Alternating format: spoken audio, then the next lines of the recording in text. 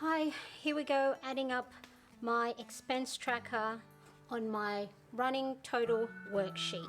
So this is one that I've nearly completed for the month of June, but for the purpose of this video, I'm going to start anew.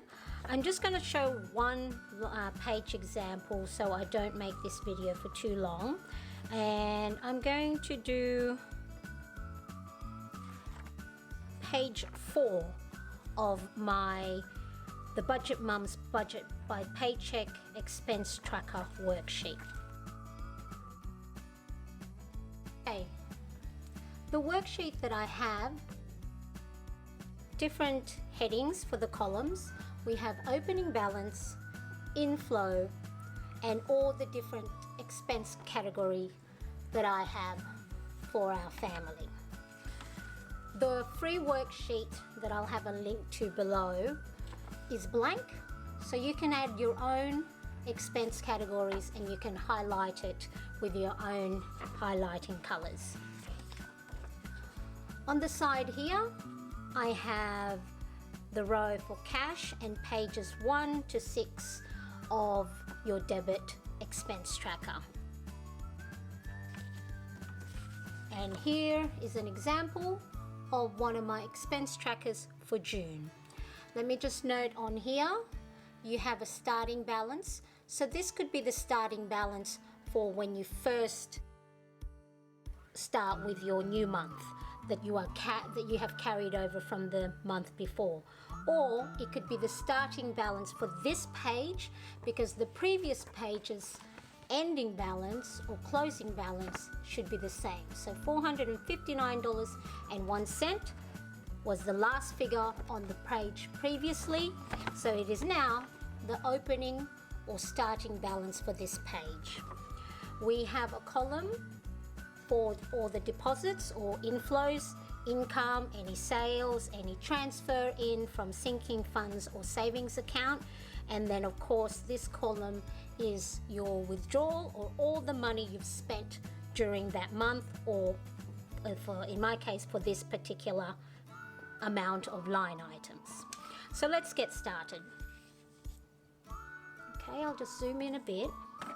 So in real life, I would have filled out pages 1, 2, and 3. So this is a new page, so page 4, and this is the page that I'm going to be looking at, page 4. So the opening balance is $459.01, $459.01. The inflow is, I use a green Pilot friction pen just to separate or to make a difference between money coming in and money coming out. So Pilot friction pen, and this is 0.5 millimeter thickness.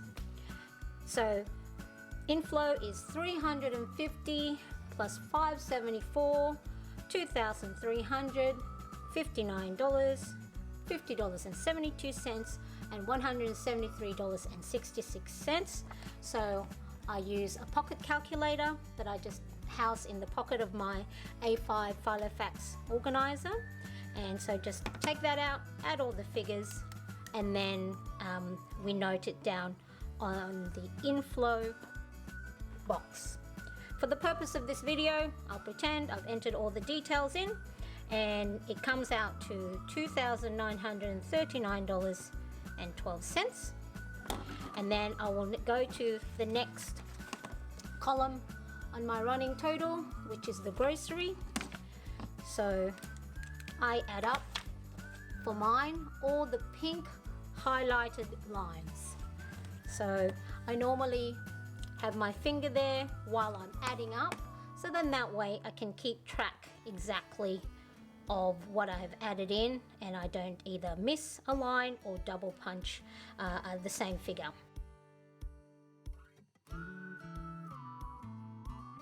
So for this page, my grocery total is $196.84.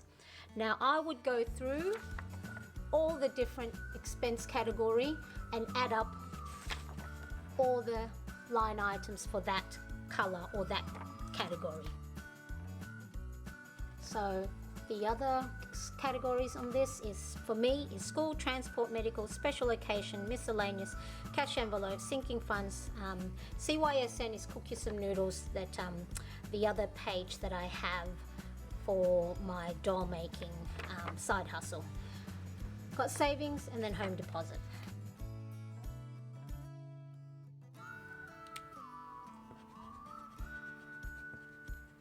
So as you can see, the pilot friction pen with heat via friction or erasing actually makes the color of the ink disappear. So it's really helpful when I make mistakes like I just did. All right, so I filled out all the columns, added up all the entries from this page, and now this is how I calculated. Okay, to ensure that I have noted down everything or added up everything correctly and then the figures add up. So the formula is opening balance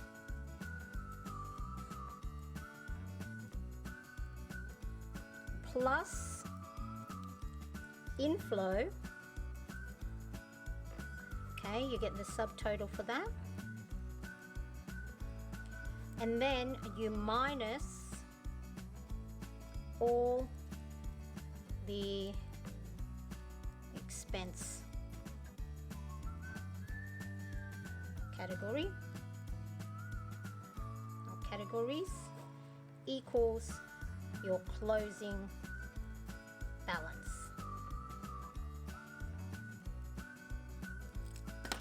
Okay, so formula is opening balance plus your inflow will give you a subtotal, and then you minus all the expense category totals, and it should give you a closing balance. That closing balance is the last figure on this page. So if everything's been added up correctly, or you've added up correctly, then your closing balance figure should end up as $224.13 or whatever it is in your case. So let's work at this. So I have opening balance 459.01 plus 2939.12. So that gives me my subtotal. And then what I'm going to do is now take away or subtract each and every one of these expense category totals. So let's go. Right. As you can see, they're not matching up. So I've gone and made a mistake somewhere. Let's try that one more time. So this is where, as you can see, true life frustration already. Imagine if you had to add all these up at the end of the month, and you now had to try and figure out where you went wrong. So at least for this purpose, you're only trying to figure out where you went wrong for these line items. So let me try again.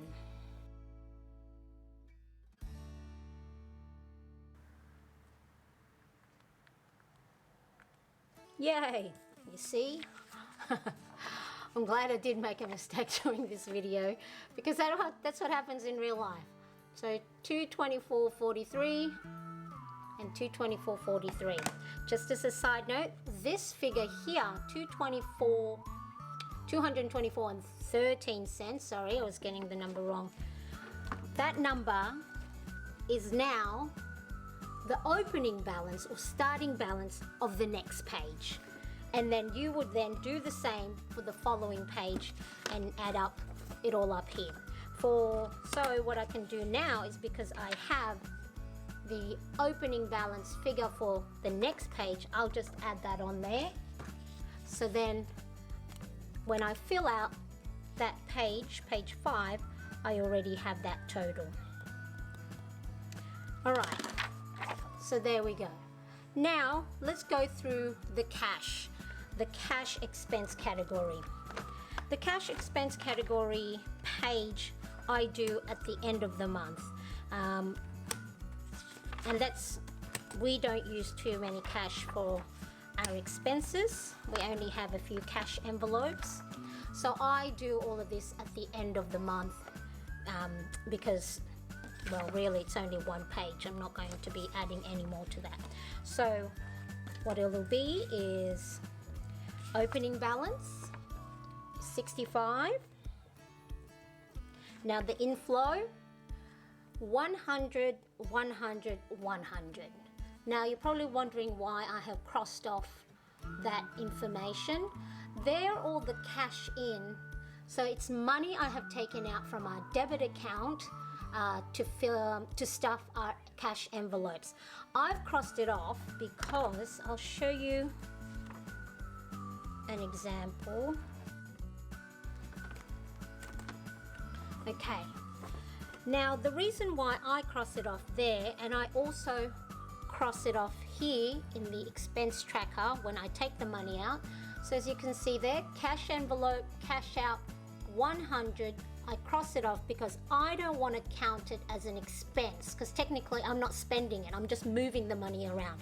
So I cross that off 100, so that on the 15th of June, crossed off. There's 18th of June is probably, I didn't do my cash stuffing until 3 days later. I crossed that off because it's not money. I don't want to count that 100 again because it's already part of an income that came in that I've counted. So just to let you know, I cross it off for the reason that I don't want to count it as part of income or as part of an expense, because it's just money moving from one account to the other. However, I still do note it down in my running total for the purpose to make sure that all the figures add up. So let me just put in the inflow, so let's say $300. I'm just going to put a cross there so I know later when I add all my inflow not to count it, but I'll count it for this calculation. So there was no grocery, no rent, no utilities, $15 spent for my husband's haircut at the barber's, $60 the boys, so that is my oldest son's commission money for doing his chores. I pay him on a fortnightly basis, so then that way it's also teaching him that you know, gratification isn't always instant, so you have to wait for when you get paid, even though you've worked already. You know, in most instances that you don't get paid until a week later, 2 weeks later, or a month later. There was nothing in family, nothing in homeschool, nothing in school. $40 spent for transport, which is topping up our Opal card. Money care, took out money, $10 out. I think what happened there? Oh, we paid something with our debit account, and so while the husband was, oh, that's it. My husband bought socks for the boys with the debit card, so I'm just taking $10 out of one of the envelopes to replace that $10 from the account. So I've crossed it off because I'm not counting that because it's already been counted in our debit account. Nothing in our sinking fund, nothing for CYSN. $50 that as part of the Budget Mums TBM Savings Challenges 2021, where we saved some money from our cash envelopes, and there was nothing in the home deposit. So same thing again, opening balance plus the inflow gives you subtotal, and then you minus all the expense categories. So even though I'm not counting this money coming in for our cash envelopes, or this money that came out of the cash envelope, we still need those figures to make sure that all of it will add up. So I have $65 plus $300 gives me the subtotal. minus all the expense category. 40 minus 10 minus 50 equals 190. Now that 190 figure is the ending balance on my cash expense category page, and then that should also total the amount of money left or cash left in all your cash envelopes. So that 190 I am going to put as the starting balance. I will put that figure as the starting balance in my July cash expense tracker. So that's how I add up all the information that I have in my expense trackers for cash as well as my debit expense tracker. And this is what it looks like at the end. So now I make sure I cross off the cash outs that I took, because I don't want to count that, because that's not an expense. It's just moving money moving around. I've also crossed off that 300 in the cash coming into the cash envelope, because again, that's not part of income or inflow. That's just moving money moving around. Now the other things that I have crossed off, so page 3, I have $10. There you go. There's that $10 that I moved from here back into the inflow, because again, I don't want to double count it. And the other thing that I had on here, $150, I moved it out and then moved it back in because well, I was going to spend it for my mum and my nephew's birthday, but unfortunately we went into lockdown here in Sydney, so I put the money back in, and then I took it out later on page 5, because then I just transferred it to their accounts, because they just wanted money so they can buy stuff online, because no one can buy anything at retail stores at the moment. So there you go. That's what my running total worksheet looks like. So now what I'm going to do is I'm going to add up money that came in. I'm going to add up all the grocery that came out per these rows, and then I'll be able to close out my budget using this instead of using all my different expense page trackers. So I'll be back on another video, and then we can look at closing out the budget for the month of June. Now, this shouldn't take you too long, because remember, you're going to fill this out after you've filled out an entire page of your expense tracker. So at the end of the month, really, you're just probably going to do that line, and you're going to add all this up the exact same way that you added up your expense trackers on the page by page basis. So really, if you fill out, like me, 4 to 5 pages of expense trackers, you're going to be a pro by the time you add all these up, because you know exactly these should be all correct.